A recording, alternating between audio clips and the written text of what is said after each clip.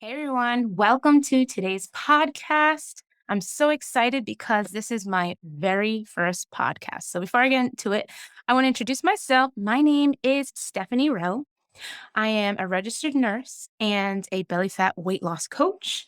I am the founder of Sexy Fit Mamas, my thriving group community for mamas that want to lose weight. And so I decided to start my very own podcast because although I'm very passionate about health, nutrition, fitness, there was something that I really had to work on throughout my own weight loss journey. And I have been seeing this also occur with my own clients, and that is mindset shifts and perspectives. So, the podcast, you've already seen the cover of my podcast, and it's named Mommy Never Takes a Break. And I had put a slash through gets because I was originally going to call it Gets a Break. But that right there in itself is a mindset position. And I used to say this to myself. So, what we're going to talk about today is why did I name this podcast Mommy Never Takes a Break? And how I'm going to use this title to propel my message forward to other moms who are struggling with their very own weight loss, with their mindset, with stress, with the demand on their lives as a mom, doing all the things and taking care of everyone else but themselves. And so I hope this podcast inspires you today and every week as I release another episode, and hopefully get some other moms to interview to bring forward other perspectives. So I named it Mommy Never Takes a Break because I used to be the one that said, I never get a break. I can never, ever get a break. I have to be here for my kids. I have twins and another one, and they're all 5 and under. And, it was a demand on me as a new mom. I started out with two new little babies. I was nursing full time, and it took a toll on my body. And I literally fell into what people would say postpartum depression. I didn't really act depressed. It didn't appear that way because it can look differently for a lot of people. I was very much involved with my children and wanted to do everything for them. But I just lost myself in it all. And I stopped doing the things that I loved. And I literally would live in my bed for a full year, just struggling with my own thoughts, insecurities, and self worth. And all my life, I struggled with self esteem issues. I never thought I was pretty enough or that I was worthy enough. And even when I did lose weight because I was a chronic yo yo dieter, I still didn't believe that about myself. There was a lot of body dysmorphia. In college, I was bulimic and I almost failed out of nursing school. I had a great teacher who really helped me during that time to help me get help, and I was able to pass my nursing courses and get my degree. I've been dieting since I was 9 years old. I was always struggling with being overweight, and I always had that image because someone would tell me, "Oh, Steph, you're getting a little chunky. Oh, I see the chunks here," and pinch maybe my sides or my bum or my pooch in the front. And that would literally make me so insecure about myself, which carried on through literally the rest of my life. And it was a struggle because I would lose weight, gain weight, lose weight, gain weight. And there were times in my life where I felt a little more of freedom when I didn't have the weight on, but there was something missing. There's a history of women in my family whom are overweight, and I would hear from family members, "Oh, you're gonna end up like so and so if you keep the way you're eating." And as I got married, I lost weight before my wedding, which was a big thing for me because I was a little overweight before getting married. Joined Weight Watchers and lost the weight and felt good. But, after the honeymoon, the weight started coming back on. And then my husband and I faced a couple of struggles, stressful situations in our life. that the weight gain was on me and him. My husband was diagnosed with cancer Thanksgiving of 2011. And thank God he is healed and has been cancer free for 10 years now. But we struggled through that time together, and I still had this mental image of myself. I had people talk about the way I dress and that my chest was too big. So, I was shamed for what I wore.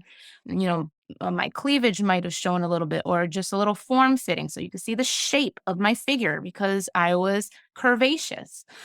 All those things just stayed with me my whole life, which is why I was super passionate about not only losing the weight after the kids, but helping other women, find themselves and feel confident and sexy again because I lost that.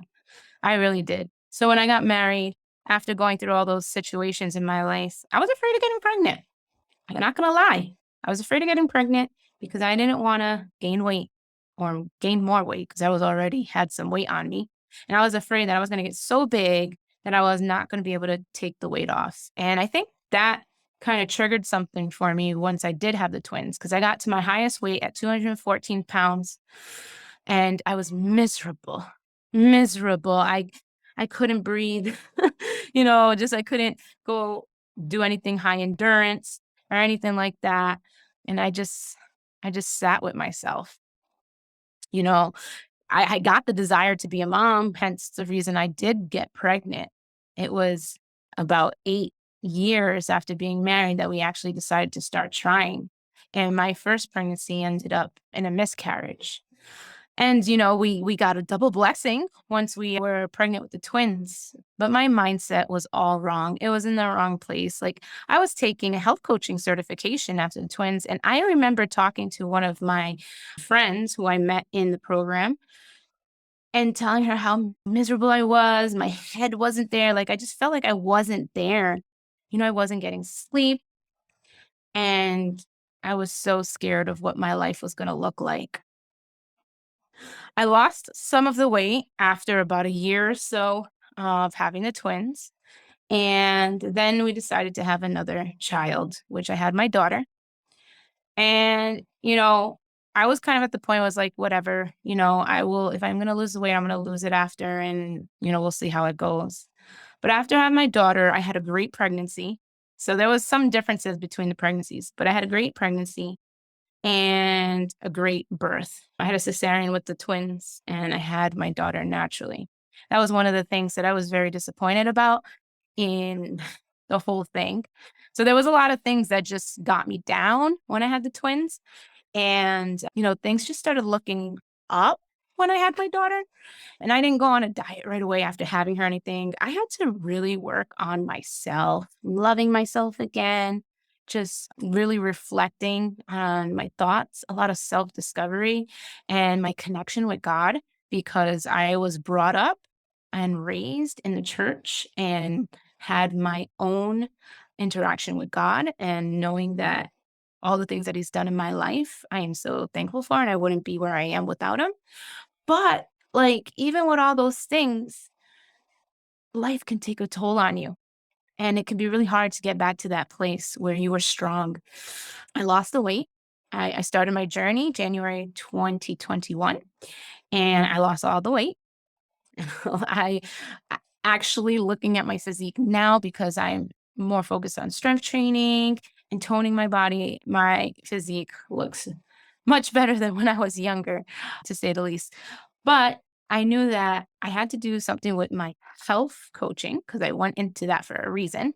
I also went to college and got my bachelor's degree in nursing. And I worked for 10 years before I decided to stay home with my twins. And I started taking clients last year in October. So my company is now about a year old. And I knew that I wanted to help them lose the weight. That was one of the biggest things. But now we are working on not only the weight, but also the mindset, decreasing stress, working on balancing our hormones, and having a really good sustainable fitness schedule that you can commit to. And so that is my program. That is my business. But here you're listening to me today, not to just promote my business. You will hear me bring that up from time to time, but I want to hear my story, my backstory of where I was and now where I am today. Because during the time of when I had my twins to when I had my daughter, that was like my lowest point in my life. I was so depressed and I didn't realize it. Like, I didn't think that's what it was. I'm like, this is not depression. I'm tired and I can't get out of bed and I don't want to cook. I don't want to do dishes. I don't want to go to church. And it's like, And I had my midwife tell me that that is a form of postpartum depression, even though for me, what I always thought it was like, you hear those bad stories where people want to hurt their children or want nothing to do with them and all that kind of stuff. And that wasn't my mind at all. Like, my mind was fine in that area. I just couldn't take care of myself and I couldn't find the strength to do so. And I lost all hope and I struggled. Boy, did I struggle. I struggled with my faith.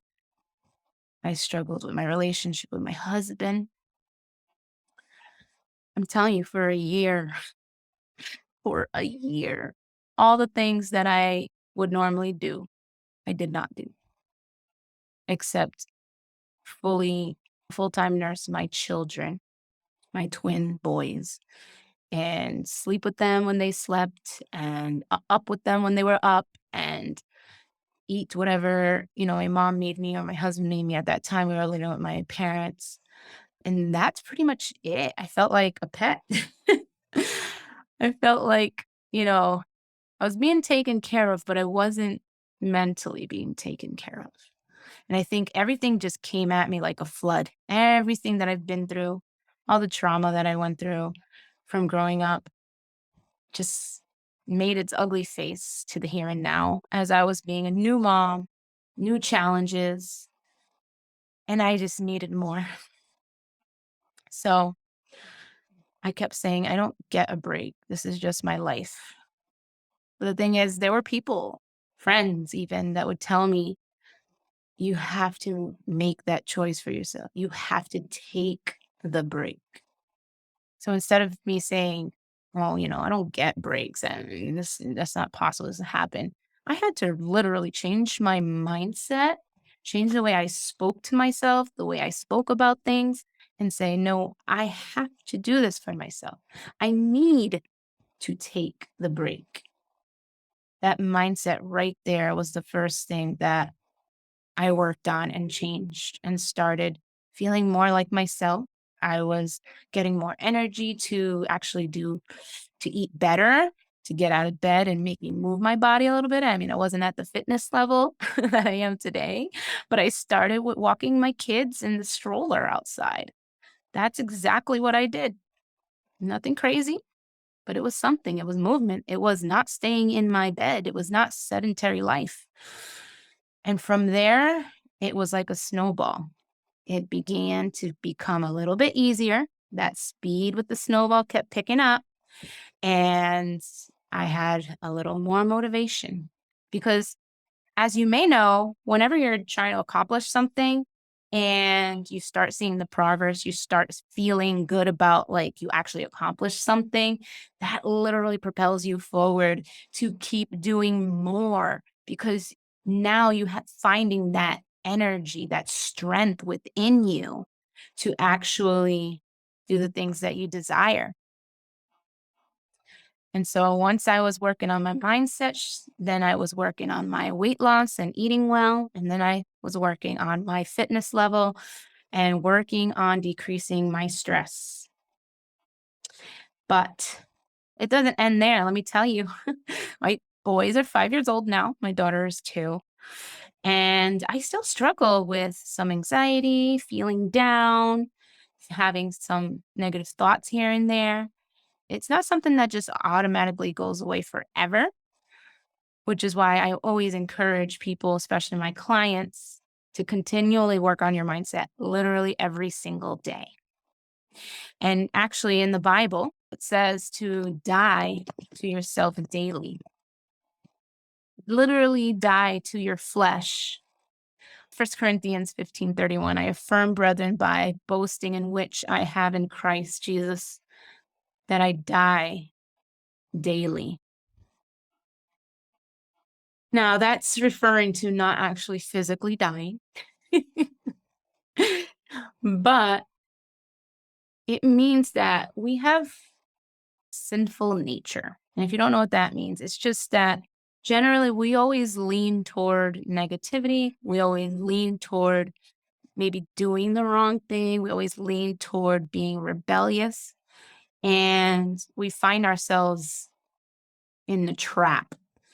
And what we need to do to kind of be armed for what comes each day, because challenges come, stressors come, people, society, social media, the news, the government, all these things, right, that can be negative in our lives. We would literally need to equip ourselves for those things so that it doesn't get us down, so that it doesn't tear us apart, that it doesn't tear our family apart, that we don't feel hopeless. We need to die to that negativity, die to that sinful flesh, die to the things that would normally cause death over time. And so I think about that. Like, same thing with mindset. I need to basically curse negativity out of our lives and continue to make positivity a habit for our lives. And so here we go again. I want to talk about perspectives. And so every week, I'm going to be bringing up a specific topic, and I'm going to bring the negative side of it and how we can see the positive side of it and apply it to our lives and be able to run with that, be able to be equipped for our day, for our week, for our year, so that we can rise up, be victorious, and crush our goals, because we all have them. It doesn't necessarily have to be a weight loss goal. There are so many goals that we can aim for. One of mine is, being debt free. That's a goal of mine. There's so many different types of goals that you can accomplish. But first, you need to do the inward work, and we need to die from the fleshly ways, the negative ways, the things that will curse us. We want to curse it and keep breathing in that positivity. And so that's it for today's episode. I hope you really enjoyed it, and I hope you come back for other episodes where we're going to dive deep on certain topics and flip the script. We're going to flip the script because I want you to be able to exercise mindset shifts and feel so equipped that you can take on the world. All right, that's it from me today. Have a great and blessed week. Thank you for watching on YouTube. This was super exciting for my first podcast. And I hope to do more on YouTube, hoping that this is something that you guys want to be able to watch if you're not on Spotify or Apple Podcasts. That's it for today. There are going to be other videos besides the podcast, but I'm trying to figure that out. Take care, everyone.